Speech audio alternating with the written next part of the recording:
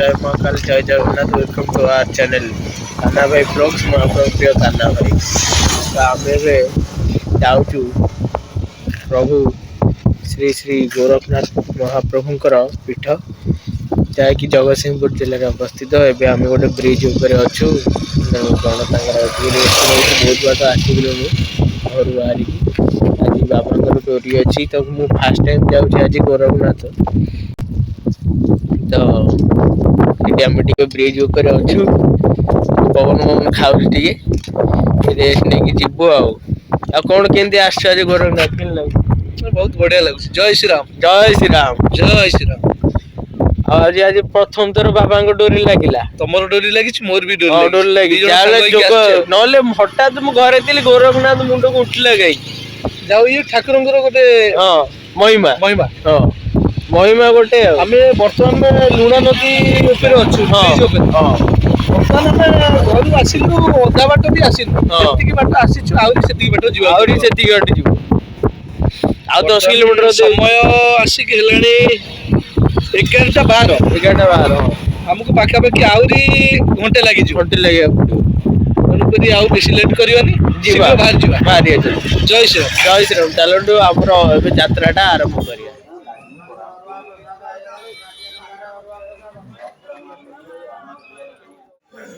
वर्तमान आम आज महाप्रभु श्री श्री गोरखनाथ महाप्रभु पीठर एवं अच्छु एवं आम पहुँच सारी यही बैकग्राउंड मु देखी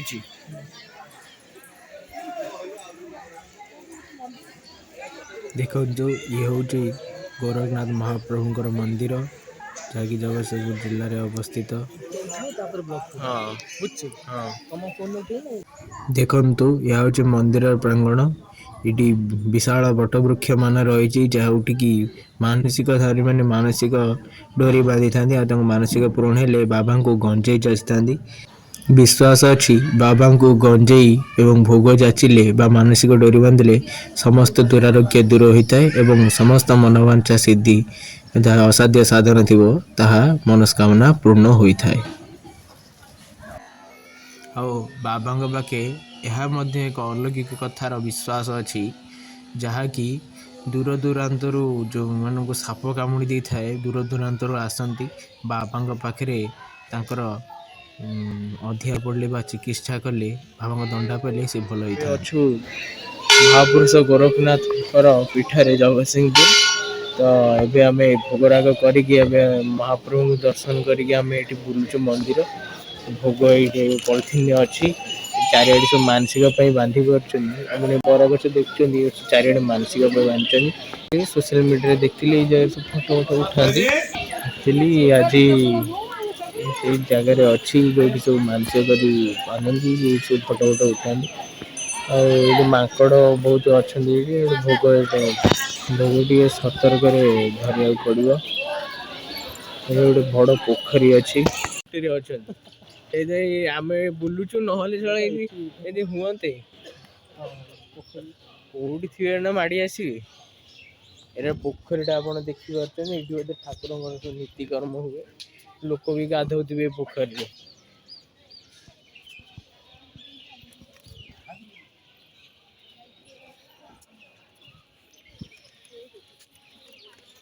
एटा हूँ ये द्वाराटा ना मेन द्वाराटा यही पटे आम पछपटे आसिले बुझिल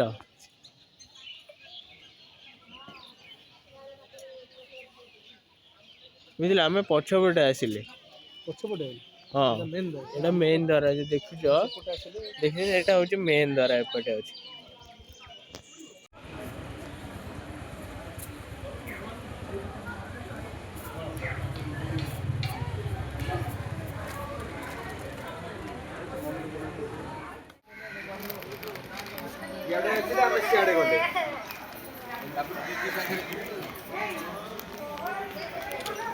महाप्रभु को दर्शन के लगे आप अनुभूति। नमस्कार जय प्रभु गोरखनाथ। आज आम सकाळु सकाळ 10 बाहरी आसिक मंदिर रे पहुँच प्राय लेट हो गला ଦିନ 1 ହେଇଗଲା ପାଖାପାଖି ପହଞ୍ଚିଲୁ। ଯାହା ହଉ ଠାକୁରଙ୍କର ମହିମା ଥିଲା, ଠିକଣା ସମୟରେ ଆମେ ଠାକୁର ଦର୍ଶନ କରିପାରିଲୁ, ଭୋଗ ଲଗେଇଲୁ, ଦୀପ ଲଗେଇଲୁ, ଯାହା ହଉ ସବୁ ଭଲରେ ଭଲରେ ହେଇଗଲା। ମୁଁ ଶୁଣିଥିଲି ଗୋରଖନାଥଙ୍କ ମହିମା ବହୁତ ବୋଲି ମୁଁ ଆଗରୁ ଶୁଣିଥିଲି, ଆସିନଥିଲି, କିନ୍ତୁ ଏବେ ସବୁ ନିଜେ ଆସିଲି, ଆଜି ଡେଭଲପ ହେଇଗଲାଣି। ବହୁତ ଡେଭଲପ ହେଇଗଲାଣି, ମନ୍ଦିରର ବାହାର ଭିତର ସବୁ ବହୁତ ଡେଭଲପ ହେଇଗଲାଣି। ଠାକୁରଙ୍କର ଯୋଉ ମହିମା ଶୁଣିଥିଲି ଆଜି ନିଜେ ଅନୁଭବ କରୁଛି।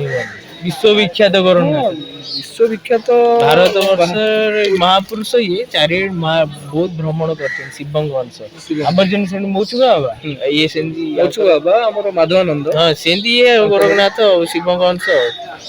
ମାନସିକ ବହୁତ ପାଇଁ ଖୁସି ଲାଗିଲା ଆଜି ମାନସିକ ପାଇଁ ସବୁ ବାନ୍ଧିଛନ୍ତି। ଆଉ ମୋର ନିଜର ଇଚ୍ଛା ପୂରଣ ହେଲା। ସମୟ ହଉନଥିଲା, ଯେବେ ସମୟ ହଉଥିଲା ଆସିପାରୁନଥିଲି, ଏମିତି ବି ଆସିପାରୁନଥିଲି। କଣ ଗୋଟେ କେହି ଦେଖା ହଉନଥିଲେ, କିଛି ମାନେ ଚାହୁଁଥିଲି କିନ୍ତୁ ଆସିପାରୁନଥିଲି।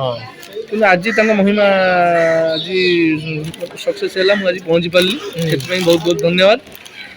ମହାପ୍ରଭୁଙ୍କ ଆଶୀର୍ବାଦ। ଆଉ ଏପଟେ ଦେଖନ୍ତୁ ଭୋଗ ଭଣ୍ଡାର ସବୁ ଅଛି, ସବୁ ଭୋଗ କରୁଛନ୍ତି।